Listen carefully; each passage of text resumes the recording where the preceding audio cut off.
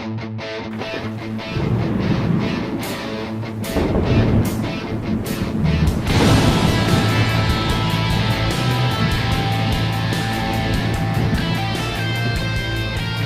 out there, and welcome to the No Shit Cast, flagship podcast of the X Factory Creative Network. I'm your host, Matt Frazier. Tonight's guest is a game designer and musician. His name's Dan Cross, and we have him on deck. My co-host, as usual, the Gray Wizard of historical knowledge himself, Mr. Eric Smith. How you doing tonight, Eric? I feel good, Matt. I feel good. You feel good? You look good, man. Well, thank you. Not a lot of housekeeping or anything like that going on this week. Again, we've sort of gotten over the hump here, man. We've got the website out. We got good shit going on with the X Factory as usual. Tangent's just killing it for us with the promos and doing the like he does those. What do you call that? Those not meeting invites. What are they on Facebook? It's like those event invite things, you know. So he's been putting those out, you know, working that angle for us and lining us up some really interesting guests here that are coming up on the show. But speaking of that, who do we have coming up on the show, Mr. Smith? Well, Matt, on March the 17th, we've got Judy Nevin coming in, who is the head librarian for the Ohio University. Oh, that's an in the studio interview too. Yep. Yes. And on March 24th, we have Dr. Paul Young coming to talk about the history of rock and roll and music theory. Yeah, I'm looking forward to that. That's going to be a lot of fun.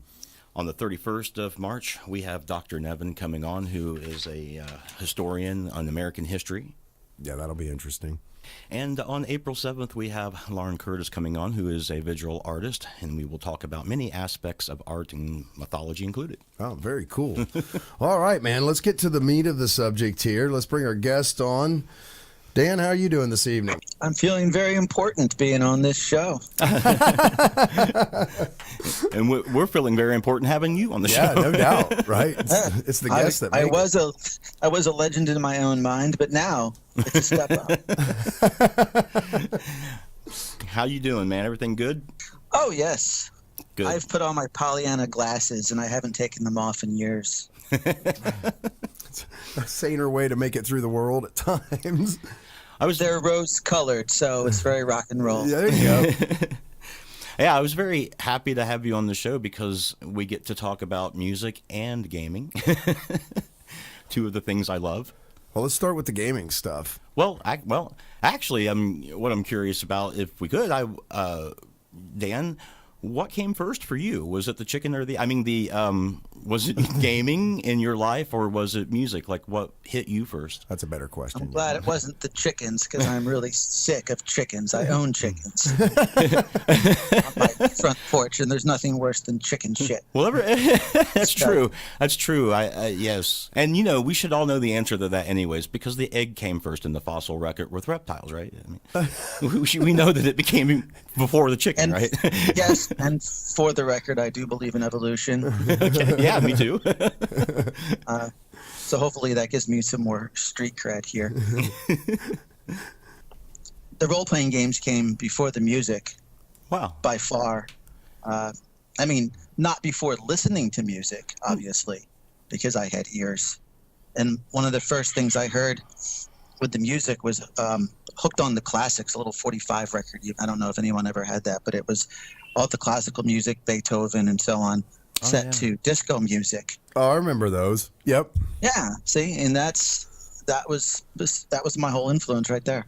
Wow. That's where you got hooked into music? Not really. No, I'm just saying that because it sounded funny. Oh, well, I don't know. I mean, I could say, I could see being how that would be. That would be that way for me, maybe. I mean, it was pretty entertaining stuff. But actually, some of my earliest influences would be like Herbie Hancock, Rocket.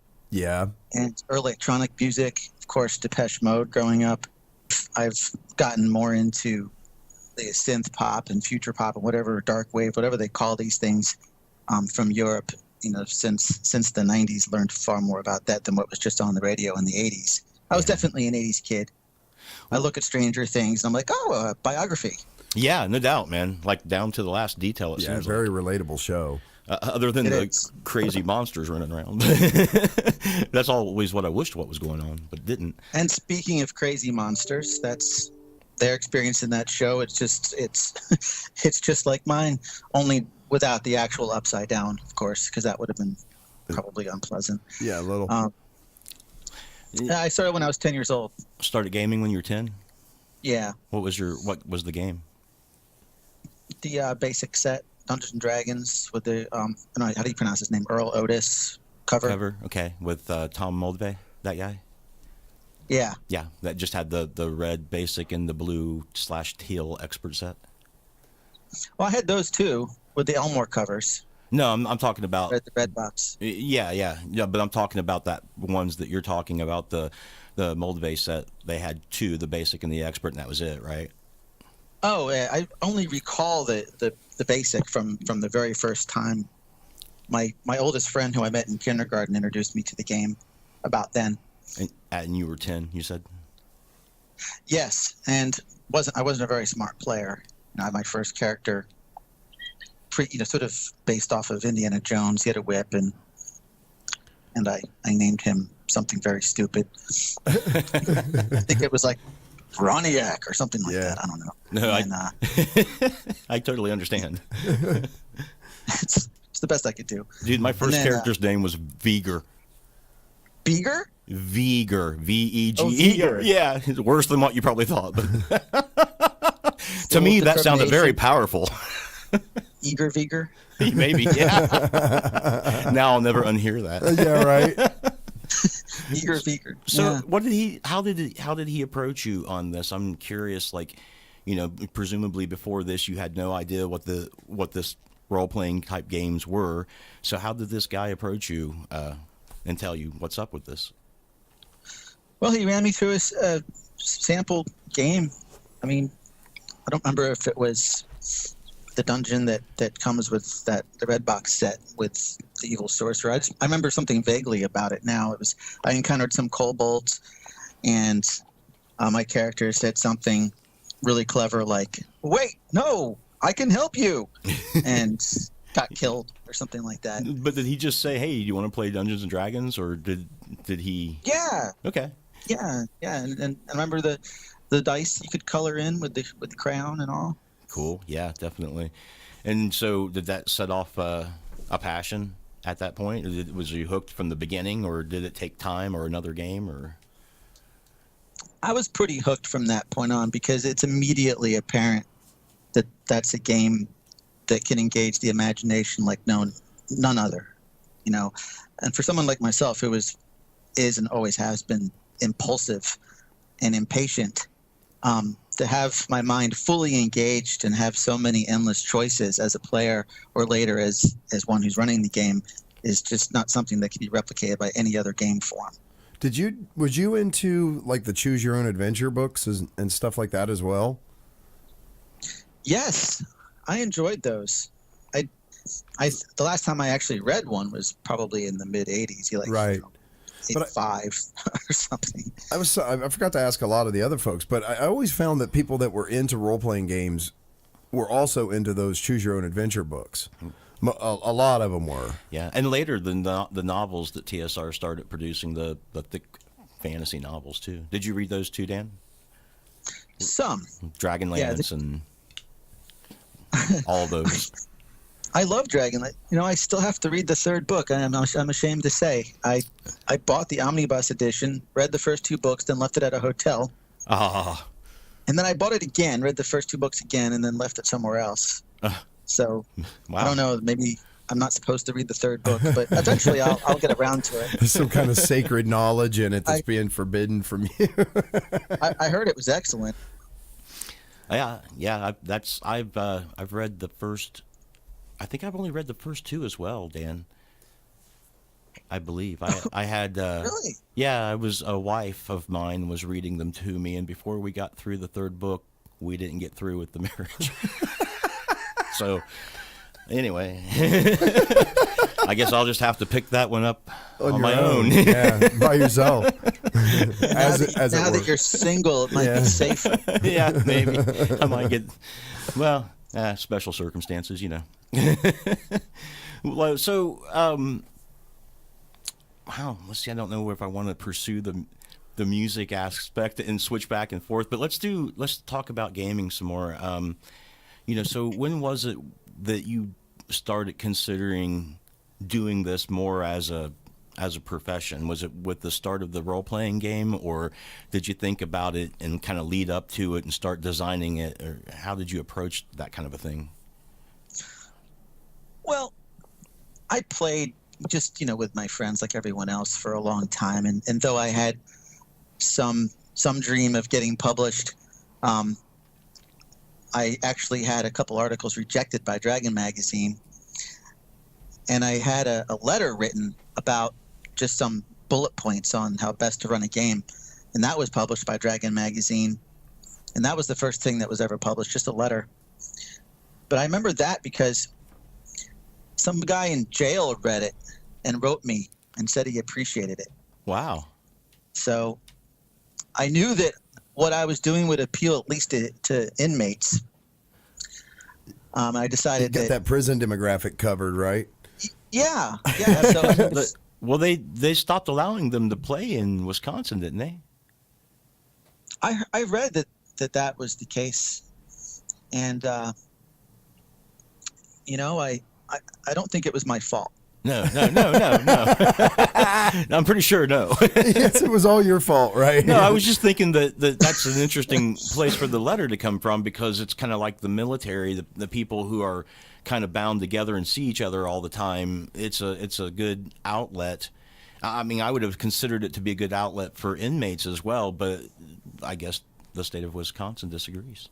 I didn't know that. I was pretty young when I was a little weirded out too, because I probably had watched What About Bob or something, and he's not a psychiatric patient, but I expected this inmate to come out of jail and like show up at my door and like, man, you gonna tell me more about this stuff? I am your number one fan.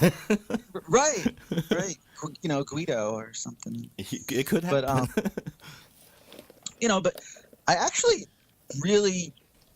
I wasn't a rules lawyer. No one likes a rules lawyer.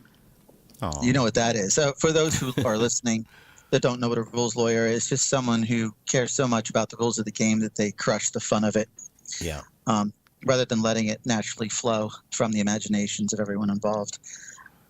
But I did like to spend my money on a book that was cohesive enough that I didn't have to rewrite the whole thing. And a lot of people I played with seemed to have that mindset. I can do it better. And then you end up with debates. There are different people with different styles disagreeing on exactly how fun should be. Yeah. And so when I was approached to write my own role-playing game by my friend Randy, my initial reaction was, hell no, I don't want to be one of those people. Hey, you want to play my game? Oh, God, no, please, no. You end up eternally playtesting someone's stuff, and it when you're playtesting and writing a game, sometimes the actual campaign and the narrative can get eclipsed by the playtest process. Yeah. And more than anything, I just wanted to play. But the process was attractive to me because ultimately, when you're designing a game, you're designing it for the way, hopefully, that you'd like to run and play a game. And so that's how I approached it. And it may not be the most marketable way to do it. Certainly, it wasn't designed by committee. And I see that there's strengths to that, too. It certainly worked out for, Pausio and 5th edition D&D. Yeah. They've had quite a bit of success with that. But, forevermore, it's the Eldritch role-playing game is the game that reflects the way I run a game. Now, what are some of those concepts? You touched upon a really basic aspect of that concept, that philosophy, which was that it's a mechanism that is favoring the story and the flow of imagination over numbers and charts, right? Yes. And what other philosophical designs did you put into that, specific or not specific? Because I know that's just one aspect and it's a broad aspect, but when I was looking through the material and stuff, I was looking at how some of the mechanics ran, where the concept was really tight in there, where you couldn't get extremes as easily as you could in other games, so that the mean was much more approachable than in the normal bell curve of a statistic, so that it would preserve story and gameplay.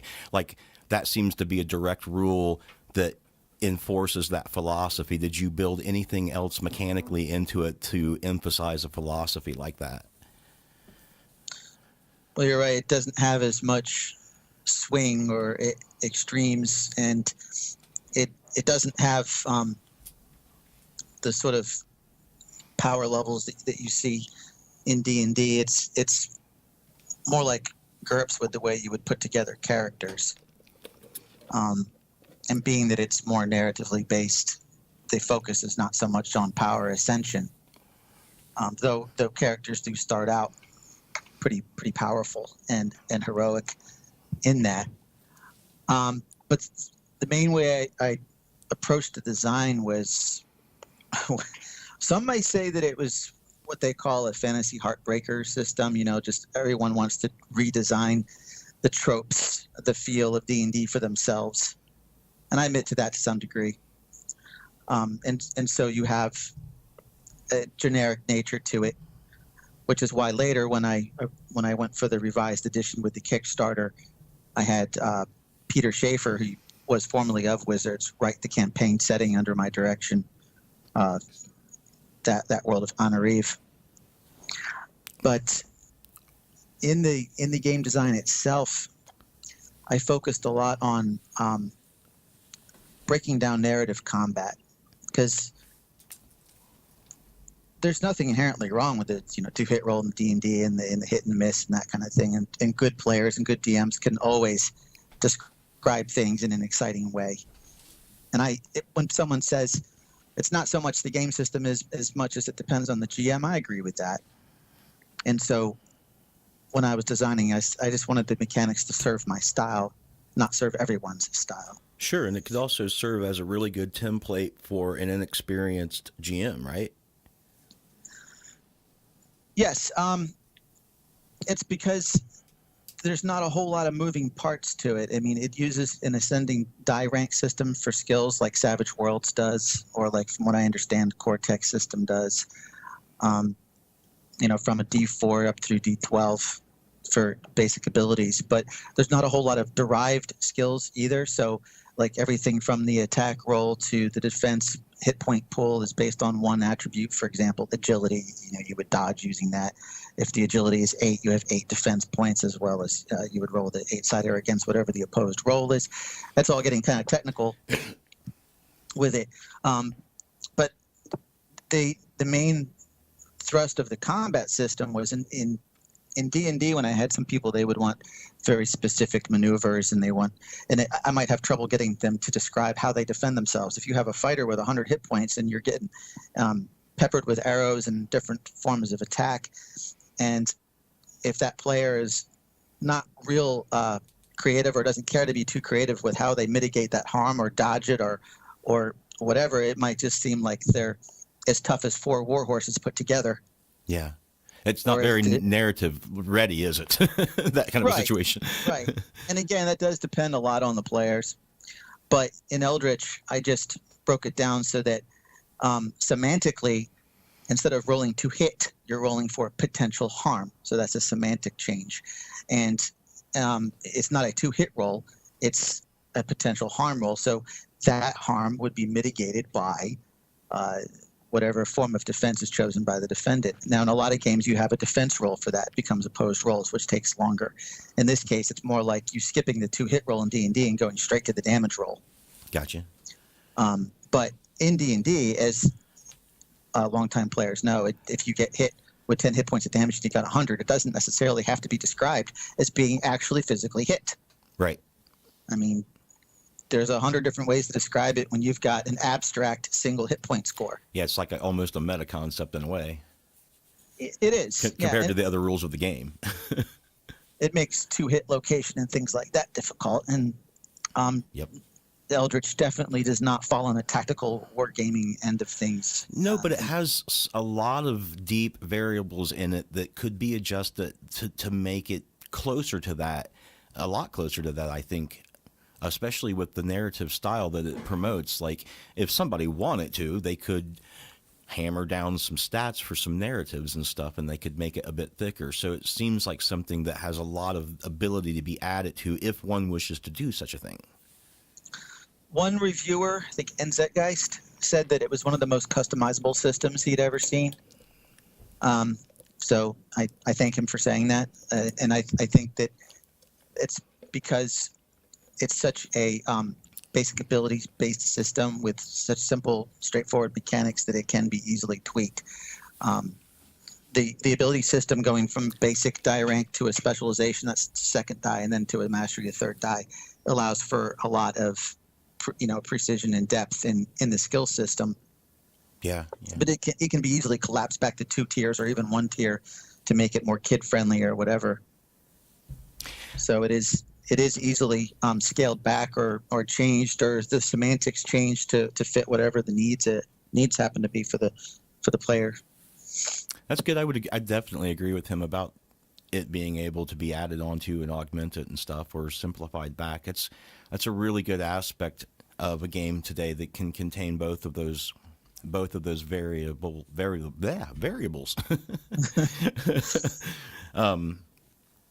See, now that made me forget I was going to. Now in the second edition of this game, you added in a game world, right? And you rewrote some of the rules to reflect specifically that sort of that it's set within this particular world, and in particular some adventures now were absolutely set in this other world, correct? Yes, and that world was named Ainerêve, and the world actually was designed to be a sandbox for GMs that wanted to put their own settings in there, and so as a dream world, it's perfect for that. The inspirations for it were like the Chronicles of Amber with the one true city and the concentric layers of reality spreading out from there. Oh, very cool.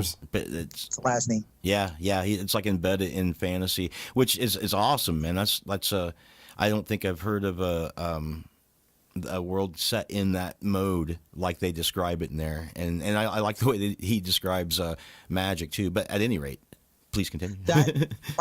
Michael Moorcock with the Eldritch saga and his conceptualization of the multiverse, and a lot of Gygax's early influences. That it's pretty much informed all of the kind of campaign setting material that you'll see. But in Ainerêve, it's also what was the Steve Jackson games? Whether it's, I think Banestorm is what they call it. We have some of the real world stuff, and it came over the Banestorm, brought people over into that fantasy realm. Or Torg, where you have the multiple realities, or rifts. Yeah. I wanted all of those kinds of influences into this one world. So you have the dreams of mankind solidifying into concrete reality in the dream world, correspondingly. And the stronger the belief, the more concretized it becomes in these pockets of reality within the dream world. And between the pockets of reality is like realms of flowing chaos. I call them the unsettled lands. And travel between them is more conceptual. So if you have a strong conception of where you're trying to go and you're going into the unsettled land, you'll travel to this other place. But it's not a linear kind of travel in that. Within the settled land, where the reality is more concretized, then the travel is, normal modes, normal distances and time and terrain that you would expect. But the reason I designed it this way with some sample areas, like one based on Celtic and one based on the Knights Templar, with a enchanted forest in between them, and they're warring with each other. That's just an example. I mean, you could drop any concept from medieval times or mythology into anywhere into this world, or any number of clashing ideologies or mythologies. Yeah, it's and make it work. It's brilliant. It's like the travel is kind of like described in the Amber books, in the sense that they could philosophically have a debate over whether they were creating the places in their minds and making them to travel to, or whether they existed and they had to just get their mind right to know how to get there. It's kind of like that, except that's the reality that you're living in, and there's places that are designated as in-between zones. So that's actually really brilliant. That actually makes a like you said, just an infinite texture of anything that you can weave in and out, and you don't need to have super complicated medieval political, social, cultural justifications. It's the justifications only have to come psychologically and philosophically. So those both lending to storytelling so much more being vibrant by what you're able to clash. And it's deliberately sketchy too, because a lot of these realms, as fantastic as they are and interesting and they are, and the histories being, what's the word, voluminous? Is that how you say it? It can be overwhelming to try and learn them, or if you have players that know them inside and out, it can be intimidating to run them unless you assert the fact that it's your own interpretation, which is legit. But you know what I mean. Yeah. Yeah. So in this, it's real sketchy on purpose. You don't have to learn a whole lot of history involved with it. There's, it's the sample kingdoms, for example, like they've advanced hundreds of years into the future after the humans crossed over somehow into where normally only people's astral form or minds or dreams solidify. And then after a couple hundred years, like these Knights Templars, they were accused by the papacy on Earth of worshiping Baphomet. And in this version, they actually were, but they didn't know it. And then hundreds of years later, they've evolved into a society that looks like the old medieval Catholic Church with the Templars, but they're actually being run by a demon. Like I said, it's a lot of the things will be familiar. I'm not reinventing the wheel, but I like taking some of my favorite elements from other books and media and putting it together in a way that was entertaining. And it gives a kind of a creepy, surreal aspect to it. Like like you were saying, you'll recognize some of what's going on here. It'll be vaguely familiar, but just new enough that it's a bit suspenseful. Yeah, I figured that worked well with the word Eldritch. The word Eldritch means eerie. People might think of Cthulhu or something, and not so much high fantasy. And I think that the way the world is written reflects that a bit. It is a little eerie and otherworldly and dreamlike. Yeah, unsure, unstable, dreamlike, yeah. Ainerêve actually literally translates to bad dream. Really? In what language? Or is that... Well, I mashed a couple words together. Okay. No, that's cool, because I was wondering, like, French. Yeah, man. I thought it sounded cool, but my primary artist, Eric Bergeron, he's French-Canadian, and he said, hey, that actually translates more appropriately to bad dream. And I thought, well, that's cool. And then I said I meant to do that. It sounds cool, man. It really does. I just assumed it was, just some other language. I didn't know. What supplements do you have available for it? Assuming that the core book is going to cover your basic things like combat, spell combat, and generation of character and monsters and that sort of stuff. What add-ons other than adventures do you have? Other than adventures? Yes. Yeah, we do have one supplement called Fiendish Ability, which details some demon hunter types, and it goes over some alternate rules, showcasing how easily the system can be manipulated, changed, made simplified. And we have like Gazetteer. There was material that didn't fit into the main book written by Peter Schaefer that I put out there. That's cool. We have some like small encounter layers in it. It's all under Crossroads Games. Yes. I seen I followed that from your Facebook page, and I got that. I have that I got the hyperlink. But that's where I was at when I was looking at all of this, and I wanted to talk about those supplements because I was curious as to what they contain specifically, and I like that there's the rule additions and the idea of how you're going to construct or manipulate the rules that's already available. So, in true supplement fashion, they really do supplement the game, as opposed to being like, say, an accessory, something that you can just add on to the game. You know what I mean? Yeah, and it's the way the game is written is not the smartest way to because a lot of the games. They write it so that you can infinitely expand upon it, like D&D would all of the, whether it's the kits from second edition or the prestige classes from third edition or the backgrounds, and and so on and so on. This is really a very self-contained game. I wrote it so that you could pick it up and play it without a whole bunch of supplements. So it's been a labor of love without too much of a marketing plan. So, it's good stuff, though. Well, and go ahead. Yeah, it's also not what I'm known for.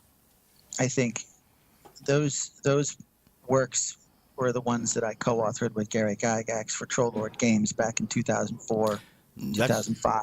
That's what I was just getting ready to say when I said go ahead. I was going to say, so I was going to get to that point right there about you doing those books. That's how I first encountered you, was through those books.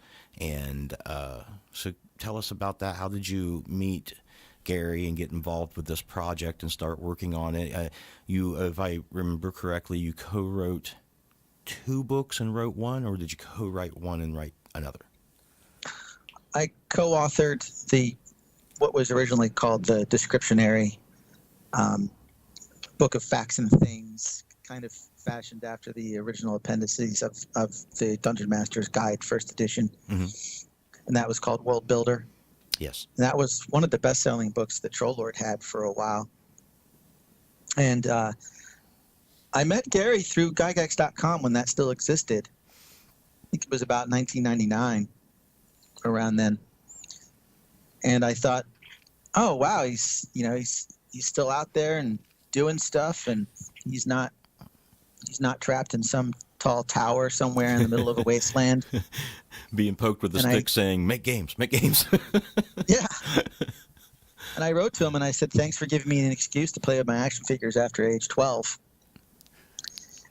And he wrote back to me and thanked me for my kind words. And I asked him for an autographed book, and he said, "Well, if you send me a carton of unfiltered Camel cigarettes, I'll send you an autographed book." Wow, sounds like a deal.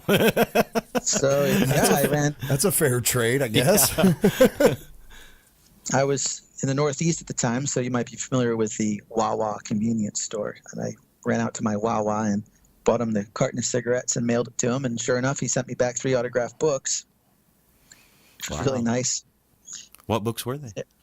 The Mythos books. Oh, yay. The Egyptian themes, which I read and enjoyed. And after that, he asked me if I was interested in seeing what he was working on, which was the legendary adventure game system, which he originally was developing for computer game use, which never really got off the ground that way. And I said, of course, yeah. And I started to correspond with him about a great number of subjects, and he was so generous with his time. I mean, the only person that responded faster to my emails and was more generous with their time was probably only my own mother. Why? Yeah, that's crazy. And that's what I've heard pretty consistently from people, that he was a very generous man. Extremely, yeah. And he could be cantankerous, but that's one of the things I liked about him. I could debate with him, disagree with him, even argue with him, and he might get mad about something, but it was always okay after that. And so working with him, it started to feel like working with my grandfather or something. He was a great mentor. He was a good editor. And when I approached him with the idea for the World Builder, I had already written like an 80,000 word adventure for Legendary Adventure that to this day still hasn't gotten published. So, wow. Sometimes you just take the risk. Right. But I approached him with this idea for the Descriptionary lists and things because I wanted him to write it. I sure as hell didn't want to do it. And he said, "You do it." And I said, "No, you do it." And then he wrote me an email and said, "Damn it, look what you've made me do." And he had this list of, I don't know, gate types or something. Because I learned that he just can't help but but categorize and list things. It's like a disease in his mind. So once I got him started, he couldn't stop. And so for the next year, we worked on all of those things, and it had everything from, biomes to different types of trees to minerals to, of course, he had to have a section of pole arms. There's just no getting around that.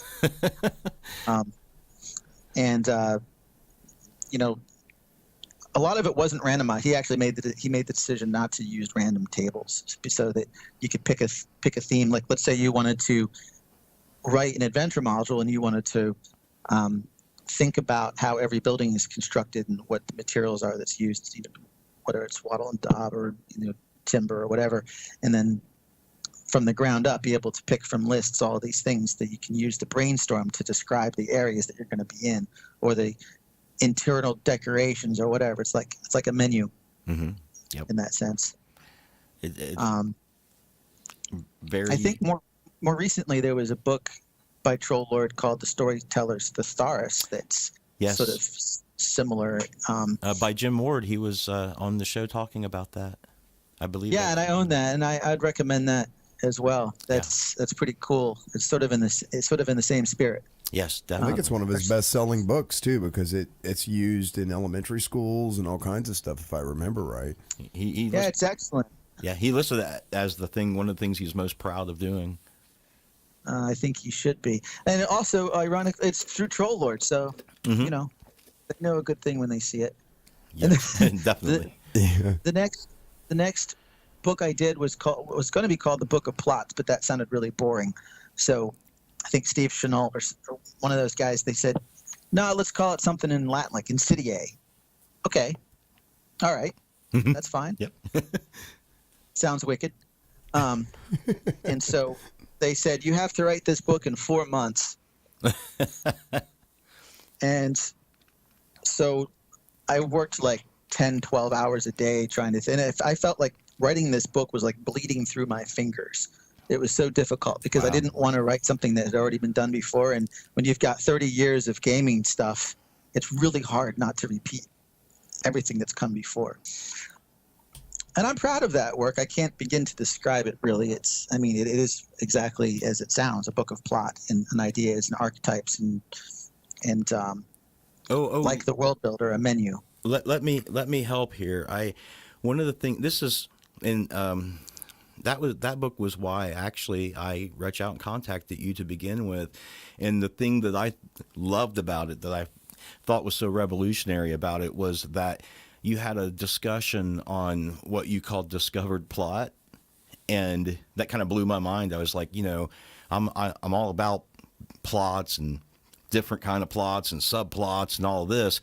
But what the hell is discovered plot? I'd never seen that. And I looked into it and I was like, wow, this is awesome, man. This is like the stuff that if characters come across will make a difference to what's going on and the overall ending of the theme of the story.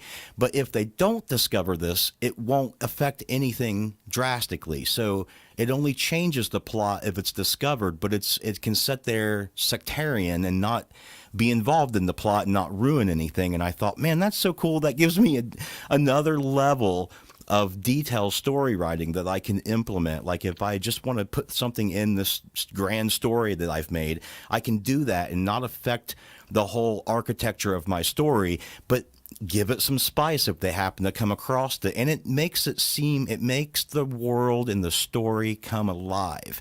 Because if they don't discover it, you're talking about it later, you're running another group through it, and they do, that difference is a huge epiphany on somebody, like, oh my God, that could have happened, or I didn't know, or wow, you really planned the story very intricately. You know what I mean? So it really gave me a tool to up the level of storytelling that I was able to do and plan out and make logical. So I definitely appreciated it for that. And then the World Builder book I've used countless times for Dangerous Journeys and stuff, partially because that setting is set sort of in a quasi-real Earth-like setting, and because of its multi-genre nature, it lends itself to being viable for that world-building book, because all of the lists in it were pretty much drawn from realistic, ancient medieval times. So Yeah, it would work well for a world like that. yeah, it does. It really does. And in so many times, it's given me a frame of reference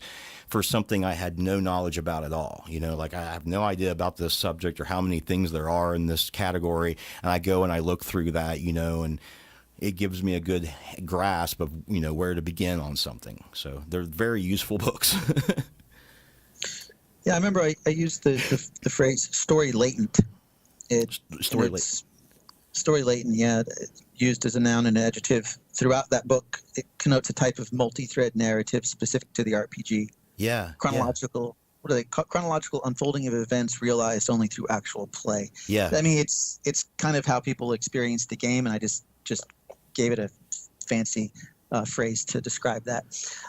But that was really one of the most difficult things I ever had to write. 80,000 words in 4 months. Some people are prolific. I'm not naturally so. And as a freelancer or a designer or writer in the role-playing game industry, I've decided that probably one of the most important things to keep afloat and actually get an income from it is to be prolific. Not to be, you know, a one book a decade kind of writer. Yeah. And though I enjoy the editing and playing and in the design elements of it, I found that I'm not prolific. And so that's why it's been relegated to a more non-professional role for, you know, since the Gygax estate pulled from Troll Lord. The labor of love has been the Eldritch game.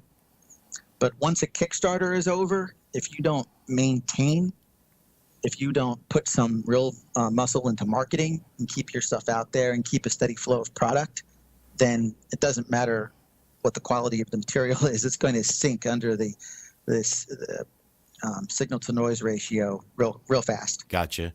And you have one going on currently, right? No, there's a potential for one with some of that material that is as yet unpublished that I can rework. I have some ideas, but that's dependent on the publisher having the ability to fit it into their agenda, their schedule for right now.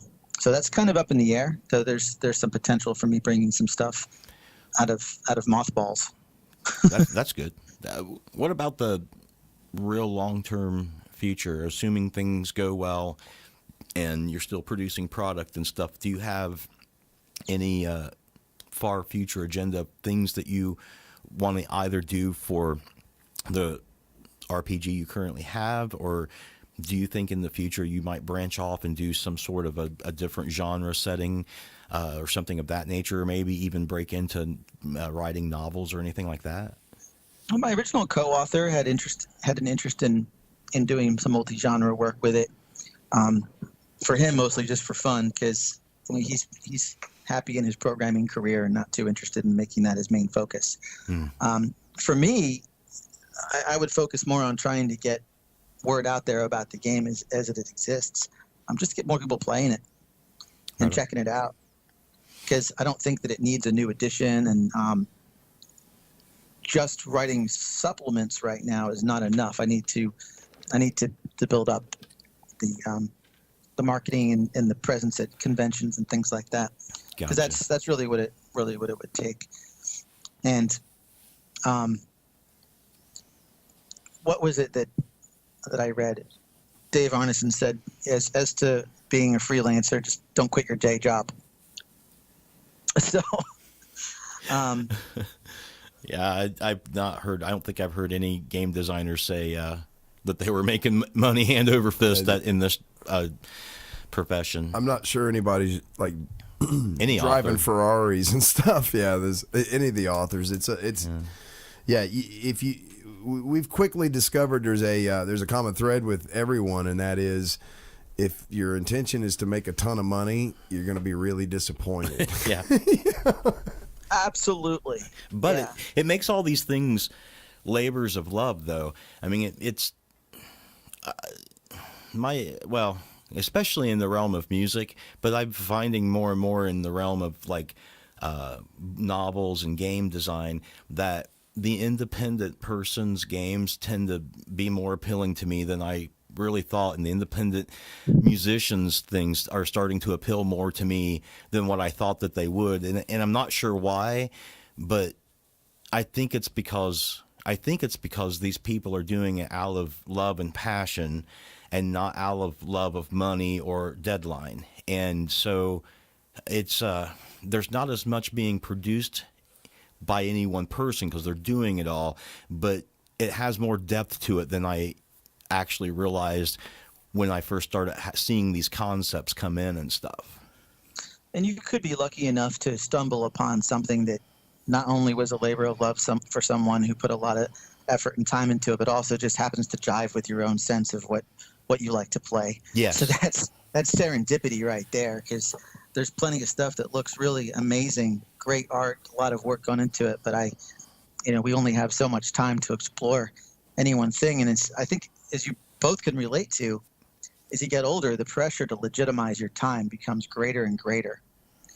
And so when you're in college or you're not married or you don't have little kids or whatever, it's so much easier to have that become satisfaction for its own sake. Yeah. Or that first couple times you see your name in print, it's got such a rush associated with it. But in a sense, it's like my bucket list for RPGs has been filled. I worked with Gygax. I co-authored a book with him. I designed my own role-playing game. And so now... Where do you where do you go? I mean, my wife would say, "Well, that's great. Now let's see about making some money." Yeah. That's They don't call them starving artists for nothing. Well, you're right, and so that brings me back around to music. As I said, when I'm writing a book, it doesn't come all that naturally to me. It's a great deal of work. I remember one time when Gygax was giving a seminar at Gen Con, some kid stood up and said, you have the dream job. You're like playing all day long. Like there's no work involved. This must be amazing. and Gary just said, no, I work 12 hours a day. No, it's not. It's not easy. Yeah, 7 days a week. And there were some things that he avoided. He found writing adventures to be extremely difficult, so he didn't do that all the time. But some things will come naturally, even if you're not as good at it, like the music for me. And I was just going to ask earlier, too, like you were talking about getting older and having less time legitimized and stuff. I was going to say, which brings me to music. See, I'm just That's great. I'm carrying that thread straight through. The music, I am certainly no virtuoso. I'm not classically trained. I'm not a jazz musician. I'm not a professional anything, but I enjoy it. And it comes naturally. So when you're talking about things for their own creative sake, I would suggest to someone that if it feels like banging your head against the wall, or you start to worry about whether you're legitimizing your time with money or whatever, that maybe you should find something else. Yeah. And for me, it's music, because I can get lost in it. And to start from the beginning, because I'm such a linear guy, how prevalent was music when you were growing up? Was you exposed to it a lot? Was there any musicians in your family? He started with those 45s, those disco hits that they. Well, turned yeah, but who had those? Was it an older brother, or that was like right out the gate? And he told us that. Yeah. My dad played guitar and could finger pick, and they had friends that would come over and play guitar sometimes. That's cool. But but mostly my childhood was filled with music from the radio, like everyone else. But I did gravitate toward the electronic, and that was a good time for the electronic. And what do you think that was? What was it, if you can articulate it at all, like that drew you in that direction? I honestly don't know. Something about the way my brain is wired, I guess. Maybe because I have, the ADD brain. There's something about that kind of steady rhythmic stuff that would keep me focused. Gotcha. You can tell I need to be focused so I don't stutter. Stutter at it. Right. No, but I don't really like trance music, like just techno, which goes on forever and has no real variation, in my opinion. Or maybe I just was never high enough to get into that. I like the song structures, the more pop song structure of Depeche Mode and that.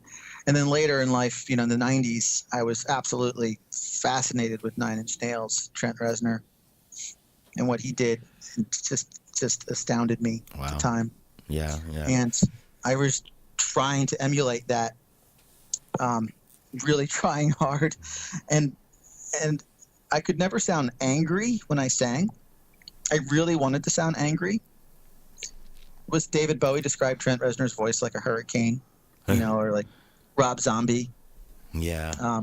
And Ministry, all of those bands, I absolutely loved it, and I wanted so bad to sound as angsty and angry as they did, but I sound like a folk singer. Well, or maybe so I went for the eerie instead, or the strange. Yeah. It's and now, what was the first instrument that you picked up and started playing? Well, my dad got me a guitar when I was 13, and I picked it up, and it's like, shit, hurts my fingers. Screw this. Yep. And I was like, no, not doing that. And then I met a friend in 7th grade who was actually talented and was building his own guitars, and he was just amazing. And he listened to all this music I hadn't heard, like really obscure stuff like Pink Floyd, Prog rock. It's always those guys, those prog rock fans, man. They're building their own guitars, and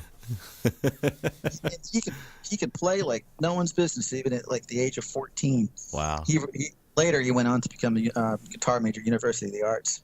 I've always looked up to him.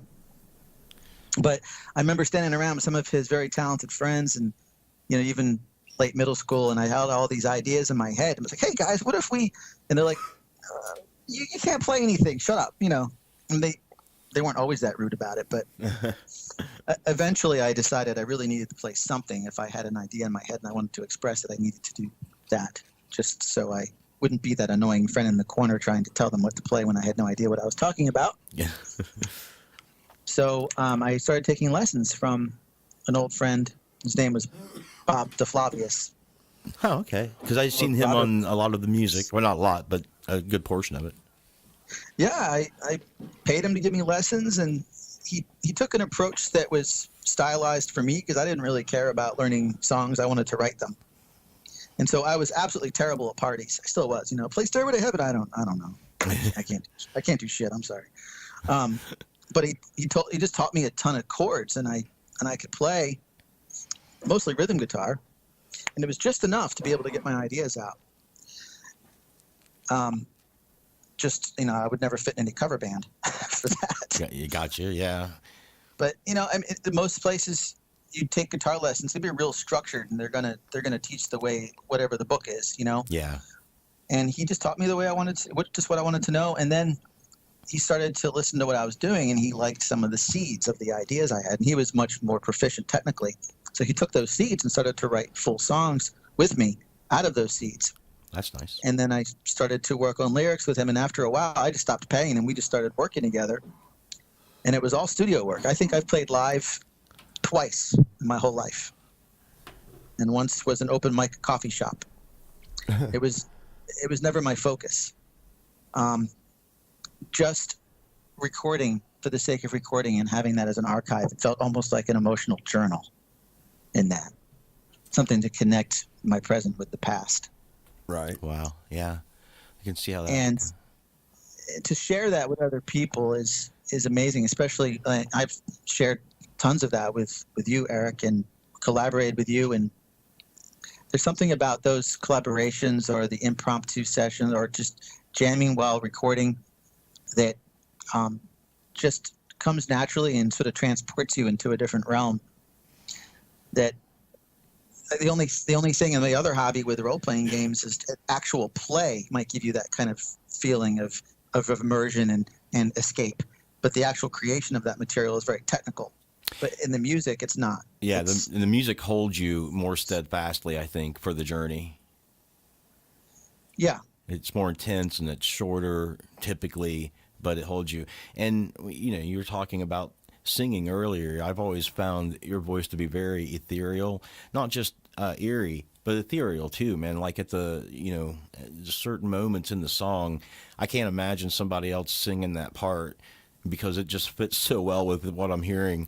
And then you have done eerie before, and it is, you can pull off that like Mad Hatter sort of a feel really well. But yeah, man, like your voice is very ethereal. It floats on top of everything. And you can follow it and kind of wander off with it as a melody, almost like it's an instrument. And almost forget about the words that's being said. So I don't know if that's a good thing or a bad thing, since you're writing the words or not. But a lot of times I listen to it as another instrument, kind of floating on top and stuff. It's very interesting. Lyrics are difficult for me to understand in a lot of music. I always have to pull up the lyrics. Me too. Unless it's like a Broadway musical or something. I do try to enunciate as best I can. But yeah, my probably singing wise, my earliest influence was Roger Waters from Pink Floyd. I tried to sound more like him. And that's usually who I compare you with when I talk with other people about you. I usually compare it with that first, because I feel that's would be an accurate statement. Oh. Well, that's cool, since I thought it and I didn't say it to you before. Yeah, no, I just... You noticed? Yeah, I mean, it just, it has that same real ethereal vibe to it, like you would really have to... That's the way you described it to me, too. Yeah. Yep. Yeah. But also, I've learned a lot about sort of being an artist in the world, like when you're not getting... What's the word? The kind of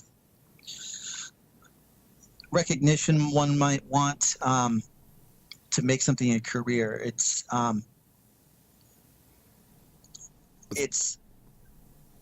about fulfillment, personal fulfillment. And I remember when I uploaded my music to an old site called GarageBand.com, and it was a really interesting site because you had to upload. You had to review 2 pairs of songs, actually it was 15 pairs of songs, I think it was, for every song that you uploaded for review. And it was all musicians competing against each other. And I uploaded tons of my music there, and I would get reviews from musicians who were competing. And some of them were pretty pissed off that they had to listen to 15 pairs of songs, and they would be pretty rude about it. This is back in, when was this? Like year 2000, which is why I don't remember it that clearly. But it was really interesting because I'd have a song where some people would say, "This is awesome." It's like, "Oh wow, you sound like Bowie" or whatever. And then on the exact same song, someone else would write, "This is what day jobs are for." Yeah. So I thought, well, okay. Who am I doing this for? Who am I trying to impress? I'm doing it for me. And there's always room to improve and always room to learn. But I've had some friends who were just completely shut down on the whole thing, either because they didn't reach some imagined level of success or because they imagined they would never be as good as the people that they worshipped. And so that would shut them down. And especially for kids, like with my own daughter who's singing a lot now, and I've recorded her singing. She was always asking me, "Am I really good? Am I really good? Am I, And I'll tell her, there's always going to be someone better, always. And so I think one reason I fit so well in with any band situation is because I'm really not egotistical about it at all. I have no ego agenda.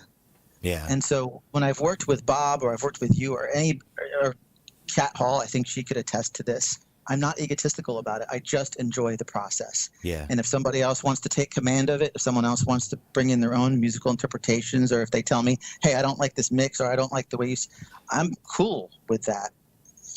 And I think that one of the things that kills any creative endeavor is ego.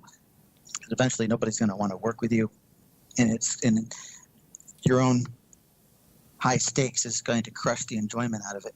Right. And submitting to other people's requests in that sense also is a way of broadening your own ability to do things that you wouldn't naturally do if you were just completely indulging yourself. So it's some kind of a weird balance between taking the worst of what people say and trying to make that positive and fit it into your work, and then taking the best of what people say and not letting that go to your head and feeling like that now you can be grounded in what, because you're justified in something that you did. You know what I mean? Yeah, and I think in all walks of life, if you're not afraid to have or to invite people into your lives who are better than you at something, that works even in management. You know, you want to invite people who have strengths that are different than yours or better than yours. Yeah. And not be intimidated by that. No, but let it cause exploration in your soul instead of having it eat you up inside. Right. So, you know, when I sit down and I'm talking to somebody who's a game designer or a musician or whatever, and they're spending all their time tearing down other people's designs or other people's music or whatever, I immediately just think, well, this is an insecure person. Yeah, absolutely. It's an interesting thing, man. I don't know. It's like a way that when you express yourself, you're probably in one way one of your most vulnerable, because you're expressing yourself so deeply and so attached to emotion. But at the same time, when you put it out into the public, you're also being reviewed and asking to be kind of reviewed in a non-attached emotional way, you know, in a very cursory way. You know? Doesn't. But at the end of the day, it doesn't matter. No, exactly. It doesn't. And why it doesn't matter is a negative critique is a critique nonetheless. And if someone has taken the time to do that, that means you showed up on a radar somehow, right? So yeah. I mean, it's weird, but that's kind of goes back to that old adage: "There's no such thing as bad press," kind of thing. It's weird, but the internet loves that kind of stuff, you know. Especially if it's controversial. Exactly. Yeah. Yeah, but we've been finding the same things through what we've been doing in this podcast too, though. We've found that submitting to other people's ability to hold a little bit of the power or whatever in the flow of everything has been nothing but good, and has brought us more than we could have gotten on our own. Point in case, and interesting fact, it was you who introduced me to Tangent, and of course I introduced him to Matt, and then now he is the third leg upon which this stool sits, you know, of this podcast. He's very integral in what we do and how we do it, and we couldn't think of anybody that would be better. So, man, thanks for hooking me and us up with him ultimately. Yeah, no doubt. Absolutely. He's a great guy. I met him in person when I lived in the Philadelphia area. Wow. My wife, my girlfriend at the time, we would go down to the Gothic industrial nightclubs where he would hang out, and you know, he was doing music back then as well, and he was just a memorable and cool guy, and always innovative and driven, and always trying to help promote other people. He's a great straight shooter. Yeah, he always wanted me to promote my music more, and I never would. And when Matt started talking about this show and stuff and wanting to, you know, get the word out and stuff, I'm like, yeah, you got to meet this guy because he'll hook you up, you know. And it's been nothing but fantastic, man. So that's cool. I mean, but you know, I mean, I guess to relate it back to what we were talking about is just the aspect of collaborating with others and sharing a flow of energy with other people, and watching that in a lot of cases, man, there can be synergy produced and resonations produced as opposed to a division of power, you know. Yeah, that reminds me of the nightclubs where Tangent was at the time. I used to get some of my music spun down there. It was anonymous, and that's a real acid test, you know. Yeah. Are they going to dance to it? Dance. First, it's pretty safe if it's anonymous. I'm in the crowd. If they don't dance to it, I can just disavow it. I didn't write it. I've never heard that shit, man. I don't know what you're talking about. Right. Well, what you do is you start dancing and it'll catch on. Right. It'll be infectious. Yeah, because that fun. always works. Have you not seen any like 80s movie ever? You know? It's time to dance.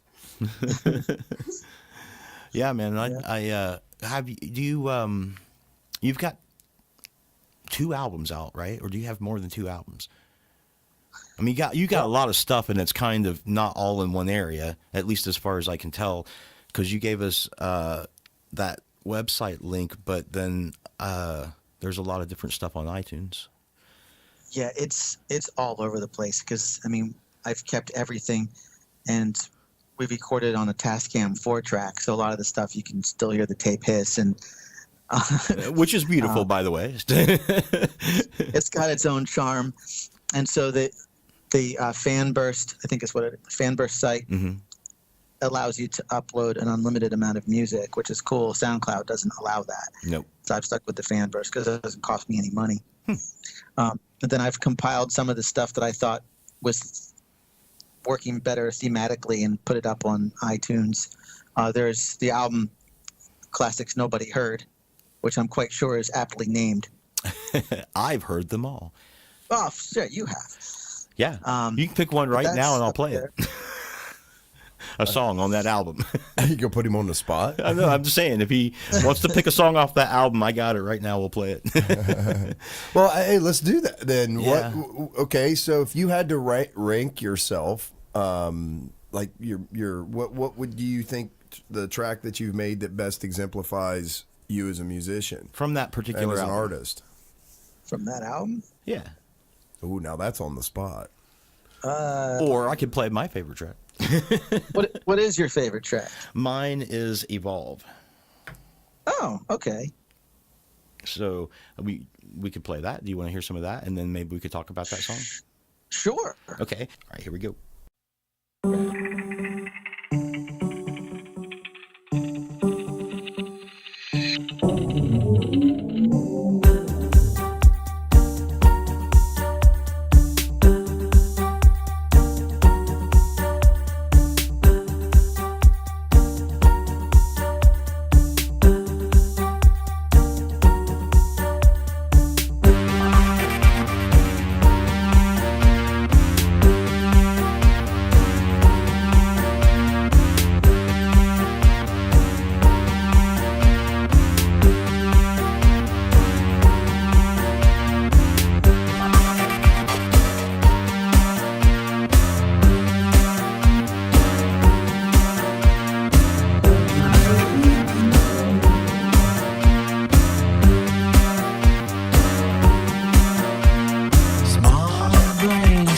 bust from the womb, triples in size like an enormous balloon.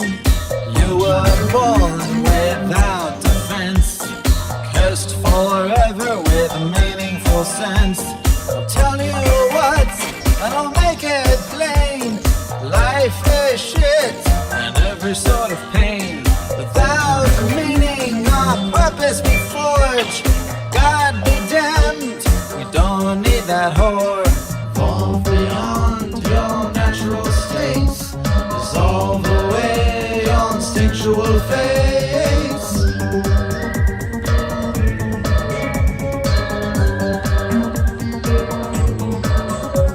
Dissolve your conflicting traits, evolve back into an ape.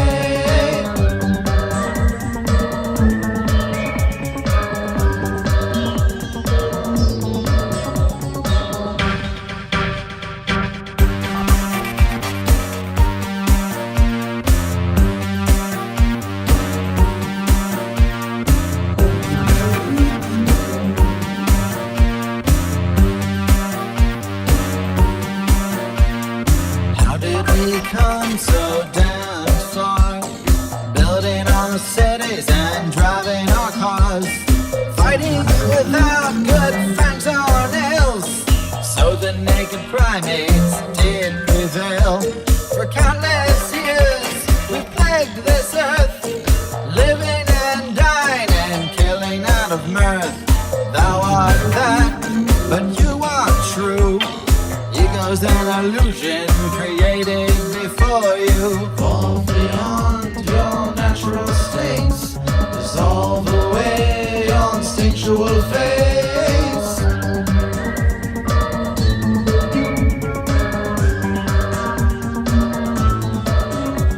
Dissolve your conflicting traits. Evolve back into an ape.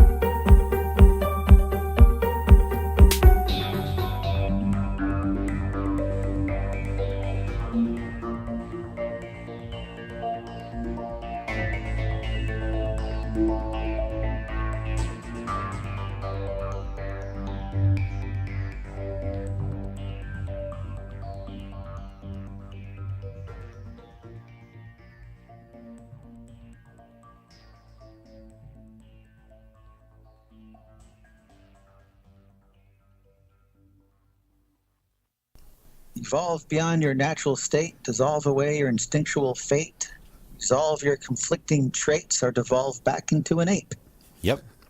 Do or die. Yeah, transcending our own nature. That's what that's about. When you were recording it, like, do you have any thoughts on how you did it, the equipment that you used, and what was it that inspired you to write those lyrics? You know, you said about, resolving these traits within you, right? Was that directly from some experience that you had, or just an observation? Well, the theme there is one of existential freedom and the reality of transcending our own nature. And some people will say that we have to be in accordance with whatever their one true doctrine is, or their theology, or everyone's got their own reality tunnel. But one of the arguments I always thought was silly was the idea that we should in any way follow what's natural. There was a quote from M. Scott Peck, who's a Christian writer. I'm not a Christian, but I liked this one thing that he wrote. And if you don't mind, I'll read it to you. I have the quote right here. Please do. Yeah, absolutely. It's been attributed. Calling it natural does not mean it is essential or beneficial or unchangeable behavior. It is also natural to defecate in our pants and never brush our teeth. Yet we teach ourselves to do the unnatural until the unnatural becomes itself second nature. Indeed, all self-discipline might be defined as teaching ourselves to do the unnatural. Another characteristic of human nature, perhaps one that makes us most human, is our capacity to do the unnatural, to transcend and hence transform our own nature. So I always thought that was a really cool quote.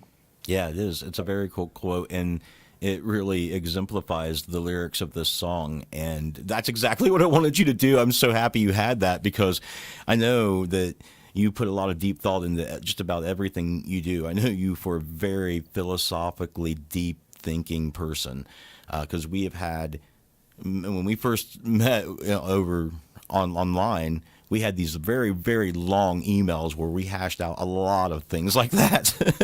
And so I knew that you probably had that song went a bit deeper than I could fathom just listening to it. I mean, I kind of got the gist of it, but I'm really glad that you read that quote.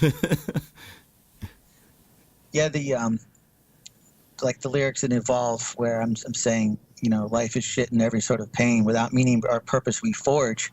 God be damned, we don't need that whore. And I'm saying God is nature, and nature is a bitch. Doesn't give a shit about us. Yeah, not even a little bit. Yeah. In my opinion. No, I totally agree. You can't dissuade nature.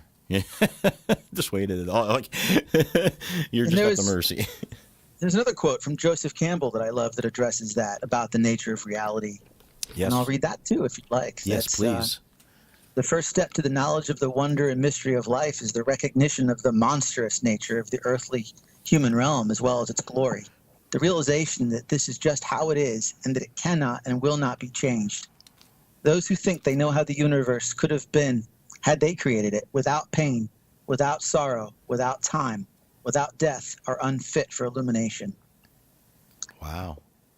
And that's not only deep, but that's a bit of a stonewall right there, isn't it?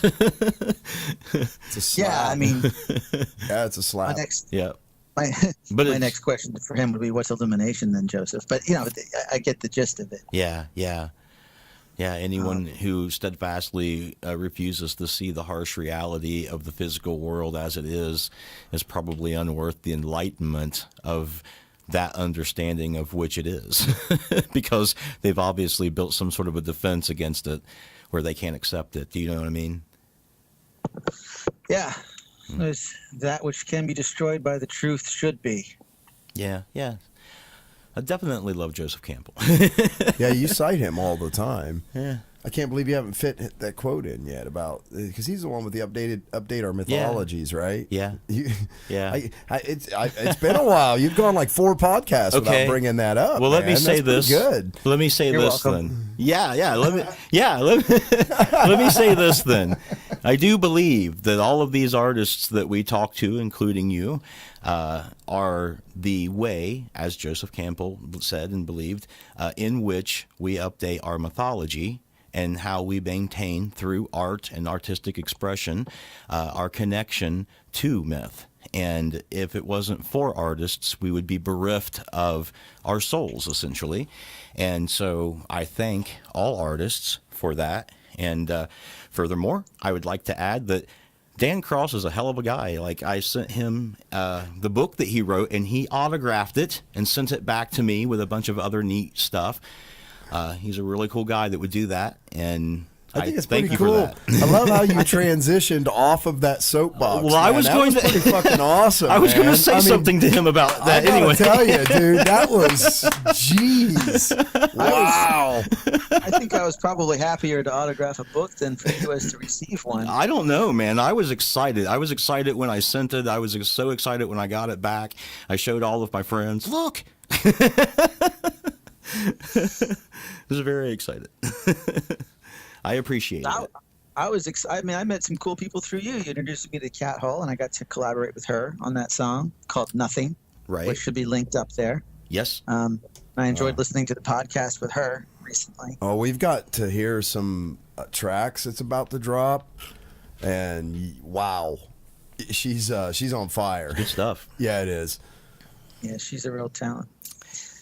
But as much as I'm a cynic and an atheist, at the same time, I do recognize the mystery, and that informs my music as well. Because there's something odd about human beings in that we have these artistic creative pursuits at all. Yeah. Because if the be all end all story of our existence was just flat out Darwinian competition and survival of the fittest, that kind of thing, then these would have no survival benefit.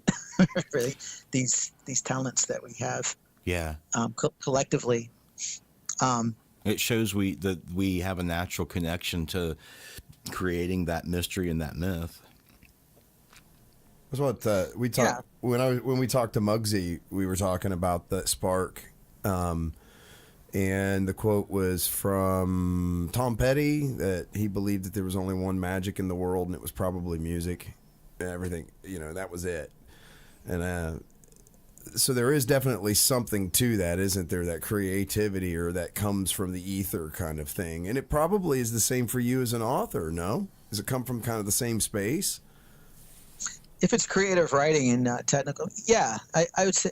And I think that I get much closer to that feeling of spontaneous creation, or into the other realm if I'm playing a game and it's the collective story latent, the story as it unfolds with everybody collectively contributing. That's magical. The actual gameplay is magical, and that's something that's missing from just sitting down and writing too. When you're when you're working with other musicians, it's more inherently social, just like it's more inherently social to play these games. We need other people to not stagnate. Yeah, definitely. Definitely. And the synergy that they provide back, yeah, absolutely. These areas of our human evolution with creative arts, it's like what Stephen Jay Gould called a spandrel. Like that space in between. It's like it doesn't make sense, but it's there. Doesn't seem to have any purpose other than self-evident. And that's where people like Campbell come in to me, try to make sense of it. Because the stories of mythology are fascinating, but how he translated it into human psychology is really interesting. And those are themes that I have in my lyrics all the time. Jungian psychology, the innateness of myth, those kinds of things. And that's important, man, because like I guess that's kind of what I was touching upon earlier when I was talking about independent musicians and artists and things of that nature. Like, I'm not convinced in any way that most of the commercial music that I've listened to, that this conversation would unfold from that music. You know, as much as I like listening to Duran Duran, I have a hard time believing that if I was talking with the lyricist that you know, this philosophical conversation would evolve. And I find that this is the place that it happens more in the independent artist, where no one's telling them and filtering them in any way, and they're getting to express directly what it is that they want to express. And it turns out that seems to be almost always deeper and more expansive and more important than the work itself, you know, like it leads you to a larger area. So not only is it an entertaining situation, but it leads you to some space that's not necessarily directly connected to music. And I love that. I love that especially about what you do. That's one of the great appeals to your music to me, is that it's deep. It's certainly refreshing when you see something commercial that doesn't lack that. Yeah. You know, and to the extent that any artist can get away with it, I'm happy to see it. But yeah, you know, I used to think that what was popular was something that was pushed on us by record companies. Like they somehow like got together like some sort of evil cabal and said, we're going to have the lowest common denominator pushed upon the masses. They're just providing product that people want to consume at the end of the day. Yeah. Right. And of course, the lowest common denominator to me is different than for a professional jazz musician. Yeah. But you know what I mean? You know, it's all kind of relative to that. But I remember when I was doing that competition and reviewing 15 pairs of songs to upload one on GarageBand.com long ago. Not to be confused with the Apple software, by the way. Right, right.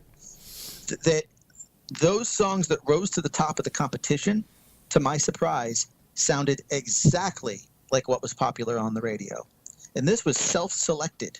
Wow. These things were selected by the musicians themselves, all of whom were independent artists. And still, what rose to the top was radio ready and reflective of what was popular at the time. So Stone Temple Pilots. Yeah, so you could totally see why the record company's churning this stuff out, because like you're seeing, that's what apparently people are wanting to hear. It was exactly the opposite of what I had assumed. Yeah, right. Yeah, which is another philosophy I have, that don't believe anyone's BS, including your own. Yeah, it's a preservation thing, though, isn't it? As an artist, I think everybody wants to believe, oh, you know, I'm just misunderstood, you know. But I think as an artist, one of the things you have to accept is that there may not be a big audience for what it is you're trying to put out there. So you got to kind of be okay with that. If that's true to what your art is, then you just you have to assume that it's not always going to be widely accepted. But it's a shame, though, man. Like I read an interview with Pogo, and he was saying the same thing. He was like, look, if you're going to start making music for mass consumption, first of all, seriously consider doing it, because once you really start making that transition, it's not going to be the same thing for you anymore. And then he started giving advice that was essentially to not be overly complicated with what you're putting out there, to keep it simple, because that's what was appealing to most people and stuff. And so I don't know if, that's just something I read, and I'm hearing us talk about this. And to me, that's a bit depressing. To me, I would have thought that the seeking would be for the more complex, deeper, artistic, meaningful things. Yeah. But I'm hearing just the opposite from everybody. It's funny because it's the same old tenet, right? When you hear so many people freak out about how the the mom and pop stores are getting shut down, the mom and pop hardware stores are getting shut down. But it's like, yeah, asshole, but you're the one that's still shopping at Lowe's. You're the one that's still going to, oh my God, I probably shouldn't have named it, the big box hardware stores, right? So it's this weird thing in society where I think we like to have these lofty ideals and believe we're one way, but at the end of the day, when you actually look at where the actual buying power goes, where people vote with their dollar and stuff like that, yeah, man, we're just a bunch of sheep. It's just the way it is. It's sad. Bad. Yeah. It's so bad. I'll name drop here though that there is an artist whose name is Tom Shear. He does Assemblage 23 is the name of the band, and I think of all of the electronic acts that I've heard, other than IMX, he does a really amazing job of keeping things accessible and listenable and entertaining while having some depth, especially to his lyrics. So if you could ever interview that guy, he would be a great example of someone who has really kept that balance between the two worlds of commercial and authenticity. Well, isn't that really the question that as an artist you've got to ask yourself? Am I doing something for mass appeal, or am I doing something for myself? Something, I want to expose the world to something new or whatever, right? You got to kind of figure out which path you're going down, because those are two greatly different approaches to producing art, right? Could you stop? Yeah, Bowie, but I think also from what I've heard from some of the more famous musicians that got their start back in the 60s and 70s was that there was so much more room for innovations. They were the innovators, and they were the shoulders everybody else stood upon later for rock. And then the paths narrowed, and now as we have the access, it's grown and grown and grown and grown. The signal to noise grown greater and greater. To stand out doesn't necessarily mean being different is being good. Yeah. If you hard access is so low. If you had to stop doing music, could you? And I don't mean like if you were in some sort of an accident or anything like that. Man, that's a really morbid question. No, I mean, just trying to establish, why artists do what they do. Like, I don't think I could stop doing it for all the things that we've talked about. People poo-pooing on you, or just not being able to get it right, or having mass acceptance, or make money with it, or the confidence in yourself, or all of these things. I don't think I could stop. I think that's the definition of a passion, and sometimes it's directly relatable to latent talent, and sometimes it's not. Sometimes you just can't help it either way. But David Bowie had the best of both worlds. He did whatever the hell he wanted, and he had such immense talent that it almost didn't matter what he approached. He could just do it. But would I be able to stop? No, because it is my passion. If someone cut off both of my hands, I'd still want to sing, even if I don't sound like Freddie Mercury. I still enjoy it. Yeah. So I would do it. Yeah. And if they cut out my tongue, then I would seek out whoever did these things and murder them. Yes. I would avenge you. I would avenge you. I would. Thank you. I would become the next vigilante, and there would be movies written about it. Because without any hands or tongue, it would be creative how I'd kill these people. Well, I think it might be good to end on a murderous note. That if anybody cuts out your tongue or cuts off your hands, you're going to find them. Or will be avenged. Or will be avenged. And with that, we'll kind of wrap up. We appreciate everybody taking the time to listen. Make sure you hit the like and subscribe button. Get your butt over to iTunes and subscribe and get these things downloaded so that we can come live to you in your earbuds. But beyond that, thanks for listening to the show, everyone, and we'll catch you next time. Bye.